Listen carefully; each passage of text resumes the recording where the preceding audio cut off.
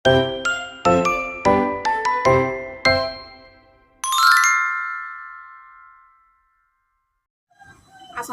warahmatullahi wabarakatuh. Selamat pagi teman-teman, bertemu lagi bersama saya Nafisa Dwi Suryaningtyas dengan NIM 2313409090 jurusan Bimbingan dan Konseling Islam kelas AC.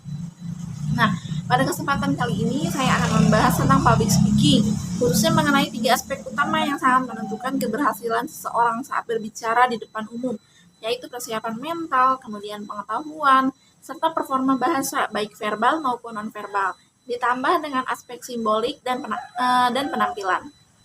Nah, teman-teman, kita semua pasti pernah merasa gugup ketika diminta berbicara di depan kelas. Nah, tangan berkeringat, kemudian suara bergetar, bahkan pikiran tiba-tiba kosong.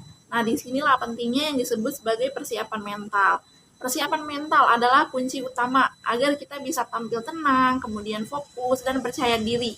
Tanpa kesiapan mental yang baik, seseorang bisa kehilangan arah saat berbicara, sulit menyampaikan pesan, bahkan merasa terlalu cemas untuk tampil maksimal. Lalu, bagaimana sih caranya mempersiapkan mental? Pertama, kita perlu membangun kepercayaan diri. Caranya bisa dengan latihan secara rutin, kemudian membiasakan diri berbicara di depan cermin, atau berlatih di depan teman. Kedua, kita harus mengubah cara berpikir. Jangan fokus pada rasa takut, tapi fokuslah pada pesan yang ingin disampaikan. Ketiga, lakukan persiapan yang matang. Semakin siap kita, semakin kecil rasa gugup yang muncul.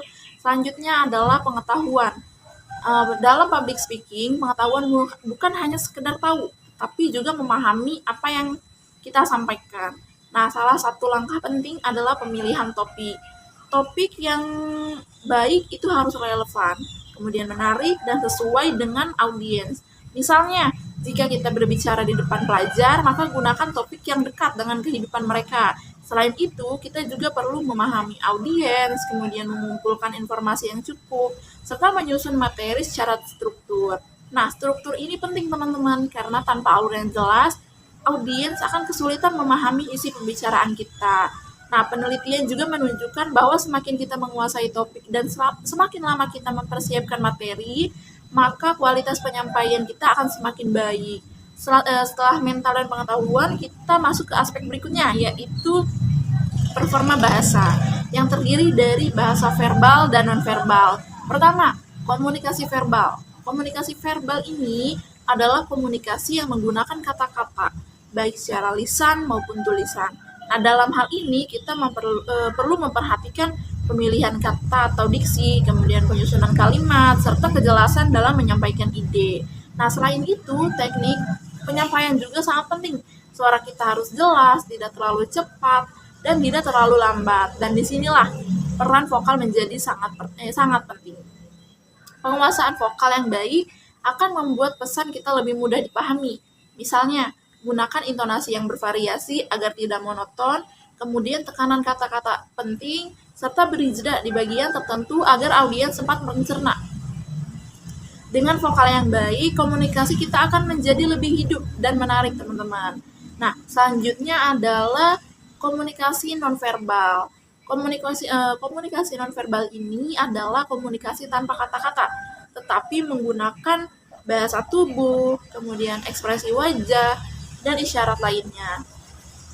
Beberapa bentuk komunikasi nonverbal antara lain itu yang pertama ada kontak mata. Kontak mata menunjukkan kepercayaan diri dan membuat audiens merasa diperhatikan. Kemudian yang kedua yaitu ekspresi wajah. Ekspresi wajah ini harus sesuai dengan isi pembicaraan. Misalnya ketika menyampaikan hal serius, ekspresi kita juga harus mendukung. Kemudian yang ketiga yaitu intonasi suara. Walaupun ini berkaitan dengan vokal, intonasi juga termasuk bagian dari komunikasi nonverbal karena menunjukkan emosi dan penekanan. Keempat, bahasa tubuh atau gestur. Gunakan tangan yang alami dan posisi tubuh yang rileks akan membuat kita terasa lebih percaya diri dan tidak kaku. Selain verbal dan nonverbal, ada juga yang disebut sebagai simbolik dan penampilan dalam public speaking.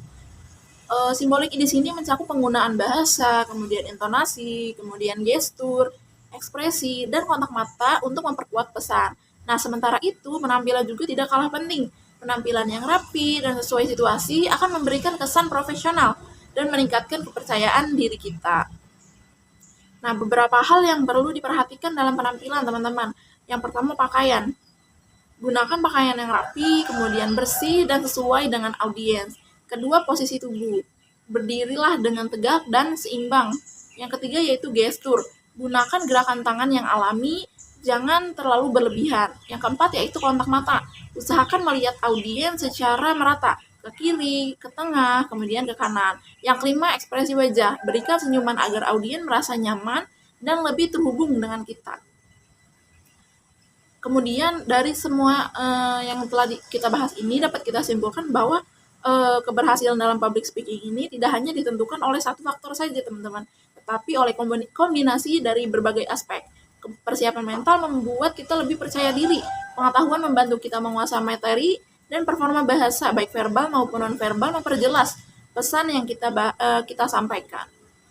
Dan simbolik serta penampilan memperkuat kesan profesional serta menarik perhatian audiens. Nah, jika semua aspek ini kita gabungkan dengan baik, maka kita akan mampu menyampaikan pesan secara jelas, meyakinkan, dan berdampak. Nah, mungkin hanya ini yang dapat saya sampaikan. Akhir kata, saya berharap kita semua bisa menjadi pembicara yang baik dengan terus berlatih dan memperbaiki diri. Terima kasih atas perhatian teman-teman semua. Wassalamualaikum warahmatullahi wabarakatuh.